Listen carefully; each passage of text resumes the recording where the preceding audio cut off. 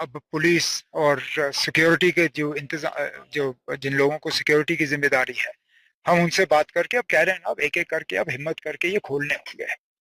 جہاں ایک طرف سے ہم ٹورزم پروموشن کی بات کر رہے ہیں، جہاں ایک طرف سے ہم کشمیر کو نئے سرے سے نارملائز کرنے کی بات کر رہے ہیں، جہاں ایک طرف سے ملک کے وزیر اعظم خود کشمیر میں دوبارہ ٹورزم چالو ہو اس کے لیے میٹنگ لے رہے ہیں، وہاں پہ اگر ہم ہی ڈیسٹینیشنز بند رکھیں تو اس سے سگنل جو ہے وہ غلط جائے گا.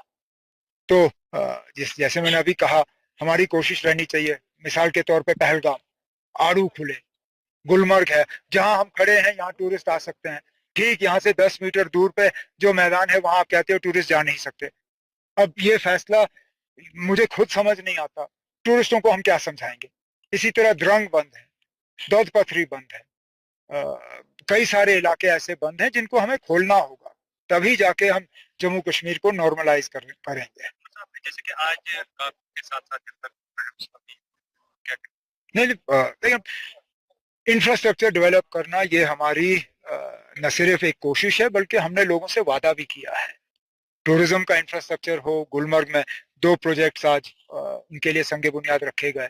ایک نیا اسکی لفٹ جو میں امید کر رہا ہوں آنے والے سیزن میں ہم استعمال کر پائیں گے سارے اسکیئرز جو ہیں، اور اسی کے ساتھ ساتھ یہ ایک واٹر سٹوریج ٹینک جس سے جہاں جو پانی کی قلت ہے اس میں بھی ایک فرق پڑے گا اور یہاں کی خوبصورتی میں بھی جو ہے ایک اضافہ ہوگا. تو یہ ہم کر رہے ہیں، لیکن ہمارا فوکس صرف ٹورزم کے انفراسٹرکچر پہ نہیں ہے.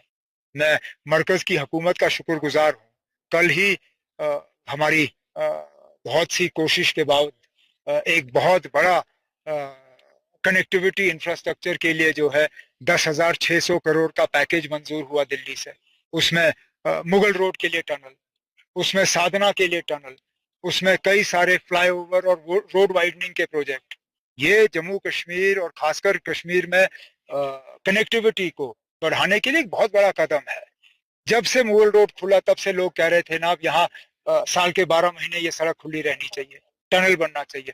بہت لوگوں نے اس پہ وعدے کیے، لیکن آخر کار یہ اس حکومت میں مرکز کے ساتھ مل کے ہم نے اس کے لیے جو ہے پیسے منظور کرائے اور انشاءاللہ جلد سے جلد جو ہے بارڈر روٹس کے ذریعے مغل روڈ کے ٹنل پہ کام شروع ہوگا. SRO 43 کے تحت 20 سال سے کیسز پینڈنگ ہے، کیا ان کے لیے کوئی اب جو ریگولر روٹین کے کیسز ہیں ان کو تو میں نکال رہا ہوں. بدقسمتی سے یونین ٹیریٹری میں SRO کے کیسز کو بھی ڈیوائیڈ کیا ہوا ہے.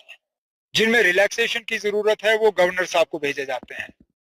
اب گورنر صاحب کو اس میں پیش رفت کرنی چاہیے، تھوڑی تیزی لانی چاہیے. جس طرح انہوں نے پونچھ کے بعد آرڈر بانٹے، وہ بھی ہمارے ہی ڈپارٹمنٹ سے آرڈر تیار ہوئے، وہ بھی ہمارے ہی افسروں سے بیٹھ کے جو ہے آرڈر تیار ہوئیں.